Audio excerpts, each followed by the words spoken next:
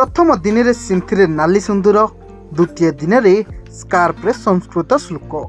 विश्व दरबार में ऑपरेशन सिंदूर जलवा देखाइले नील नयना ऐश्वर्या राय बच्चन। कांस रे ऐश्वर्या एपरी लुक नहीं एबे सारा विश्व रे चर्चा।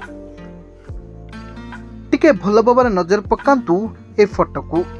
नील नयना सिंथिरे लगी लंबा नाली सिंदूर। काहाकू किछि न कहबी सबु बुझी जाइछन्ती ऐश्वर्या लाल सिंदूर ऑपरेशन सिंदूर कहानी कहूची। बुधवार कांस फिल्म फेस्टिवल रो रेड कार्पेट रे बनारसी साड़ी सांग को सिंथिरे लगाइथिले लंबा सिंदूर। जो लुक को देखी समस्ते चाहि रहिथिले। तेबे एहारी परदिन अर्थात गुरुवार दिन पुणी एमिति किछि नुआ अंदाज रे नजर आस्तिले नील नयना। कला ड्रेस सांग को पिठी पछरे एक बनारसी स्कार्फ पिंधिथिले, जोंथरे भागवत गीतार एक श्लोक लिखा होइथिला।